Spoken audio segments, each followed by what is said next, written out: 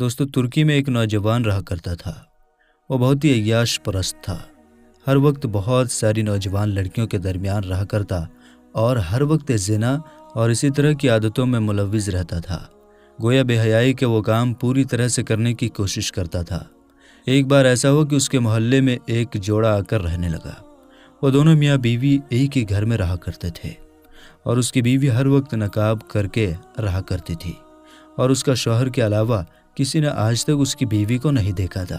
شیطان نے اس نوجوان کو بہکایا اور اس کو یہ خیال آیا کہ اس عورت کو دیکھا جائے کہ یہ دیکھنے میں کیسی لگتی ہے۔ اس لیے وہ نوجوان اس عورت کو دیکھنے کی ترکیبیں سوچنے لگا۔ اس کو کچھ ذہن میں بھی نہیں آ رہا تھا۔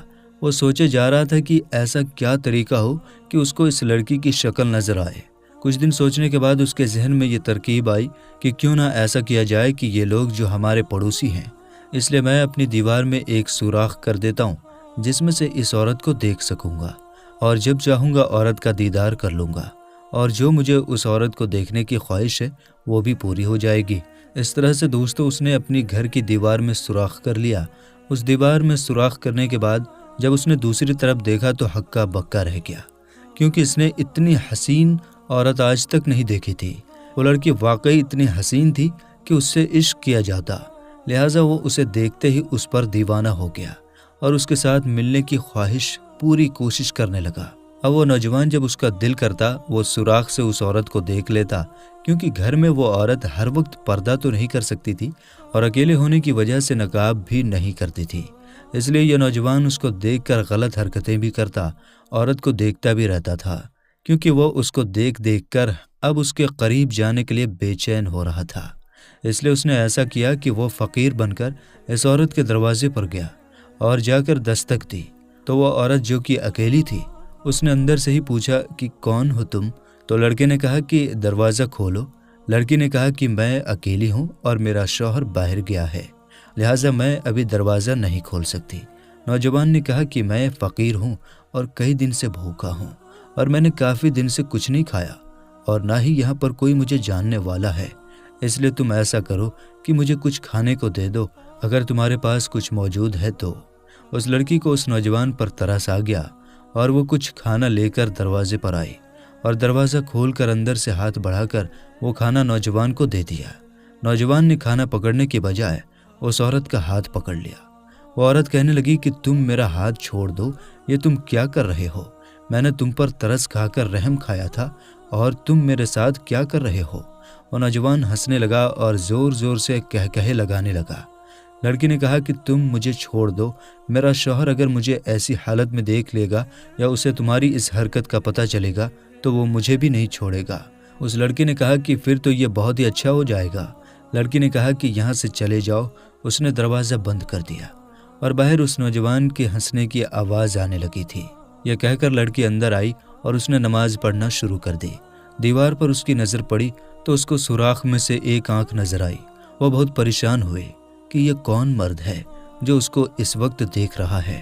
اس کو بہت عجیب سا لگ رہا تھا کہ اس کو آج تک کسی غیر محرم نے نہیں دیکھا، تو یہ کون ہے؟ وہ تو فقیر والے واقعے سے پہلے ہی پریشان ہو گئی تھی، اب اس کی آنکھ نے بھی اس کو مزید پریشان کر دیا تھا۔ لہٰذا اس نے سوچا کہ وہ اپنے شوہر کو اس بارے میں ضرور بتائے گی، کیونکہ اپنی عزت سے زیادہ کچھ بھی عزیز نہیں تھا۔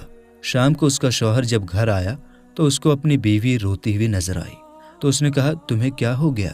تم صبح تو بالکل ٹھیک تھی، اب تم کیوں رو رہی ہو؟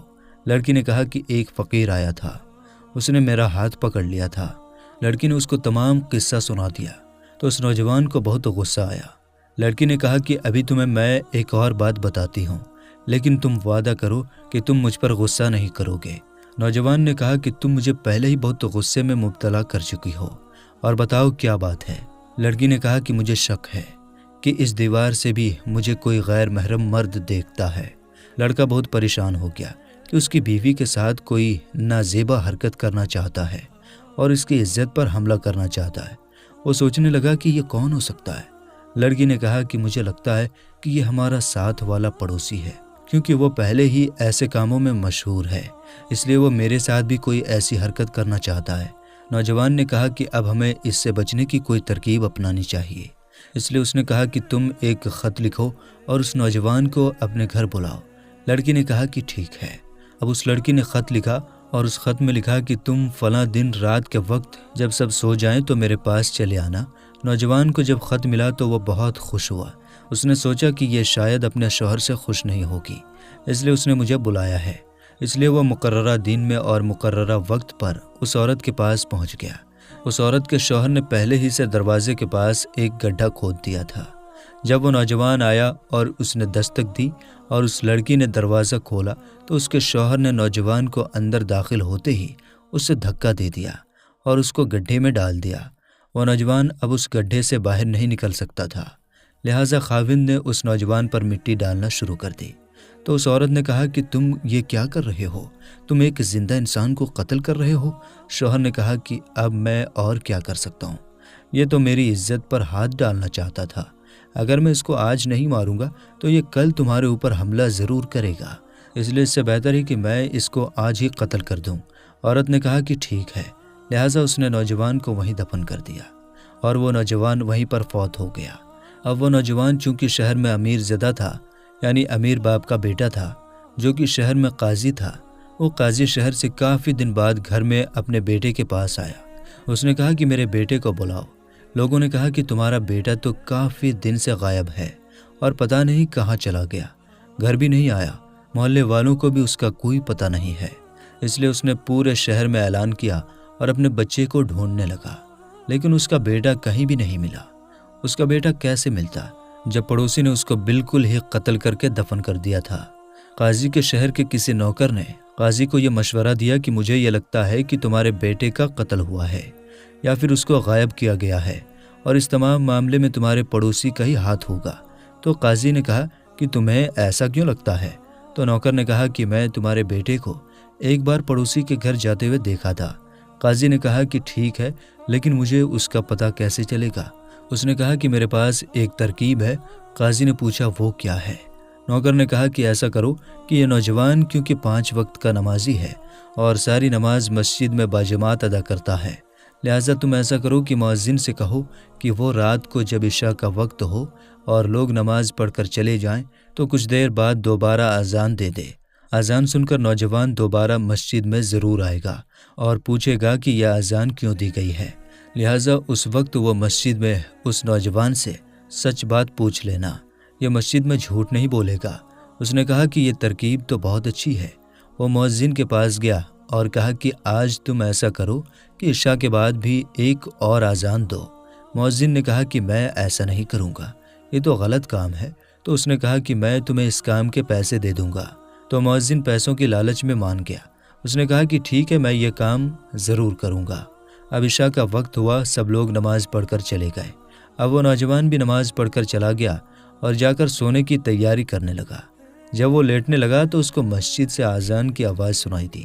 وہ اذان سن کر بہت حیران ہوا اور مسجد میں آ کر مؤذن سے پوچھنے لگا کہ یہ تم نے اذان کس وقت کی دی تھی؟ مؤذن نے کہا کہ مجھے اس کا کسی نے کہا تھا۔ لڑکے نے پوچھا کہ کس نے کہا تھا؟ تو مؤذن نے اس قاضی کو آگے کر دیا۔ لڑکے نے اس سے پوچھا کہ آپ نے ایسا کیوں کیا تھا؟ تو قاضی نے کہا کہ اے نوجوان، تم اب مسجد میں کھڑے ہو، اس لیے میں جو بھی پوچھوں اس کا صحیح اور سچا جواب دے دینا۔ نوجوان نے کہا ٹھیک ہے، بتائیں کیا مسئلہ ہے؟ قاضی نے کہا کہ میں تمہیں میرے بیٹے کے بارے میں کچھ بتاتا ہوں کہ تم نے اسے غائب کیا ہے یا تم نے اسے قتل کیا ہے۔ نوجوان نے کہا کہ آپ میری ساری باتیں سن لیں اور اس کے بعد آپ جو بھی فیصلہ کریں گے مجھے منظور ہوگا۔ قاضی نے کہا ٹھیک ہے۔ اب نوجوان نے کہا کہ آپ کا بیٹا میری بیوی کو دیوار کی سوراخ سے دیکھتا تھا اور غلط حرکتیں کرتا تھا، اور ایک دن تو اس نے حد ہی کر دی۔ وہ میرے دروازے پر آ گیا اور اس نے میری بیوی کا ہاتھ پکڑ لیا۔ میری بیوی اس سے بہت پریشان رہنے لگی اور رونے لگی۔ اس کی عزت بچانے کے لیے میں نے یہ کیا تھا، کیونکہ میری بیوی ایک پاکیزہ عورت ہے، اس لیے میں اس کی عزت کے لیے کچھ بھی کر سکتا ہوں۔ میں نے ایک ترکیب سوچی، اس کو گھر بلایا، گڈھا کھودا اور زندہ ہی اس کو گڈھے میں دفن کر دیا۔ وہ نوجوان وہیں پر مر گیا اور اب تو اس کی ہڈیاں بھی ڈھانچہ بن چکی ہوں گی۔ قاضی صاحب نے جب یہ سنا تو بہت پریشان ہوا کہ یہ کیا ہو گیا، میں نے تو اپنے بیٹے کی تربیت ہی صحیح سے نہیں کی۔ کاش کہ میں اپنے بیٹے کی اچھی تربیت کرتا تو آج مجھے یہ دن نہ دیکھنا پڑتا۔ اور اس نوجوان نے کہا کہ اب یہ بات تمہارے اور میرے درمیان ہی رہے گی۔ آج کے بعد اس بات کا نہ تو میں کسی سے ذکر کروں گا اور نہ تم کرنا۔ نوجوان نے کہا ٹھیک ہے، اور نوجوان گھر آ گیا۔ قاضی کو آج بھی اپنے بیٹے کی تربیت پر پچھتاوا ہے کہ کاش میں نے اپنے بیٹے کو بچپن میں اچھی تربیت اور اچھا ماحول دیا ہوتا تو آج میرا بیٹا میرے ساتھ ہوتا۔ دعا ہے کہ اللہ تعالی ہمیں پاکیزہ زندگی گزارنے کی توفیق عطا فرمائے۔ آمین ثم آمین۔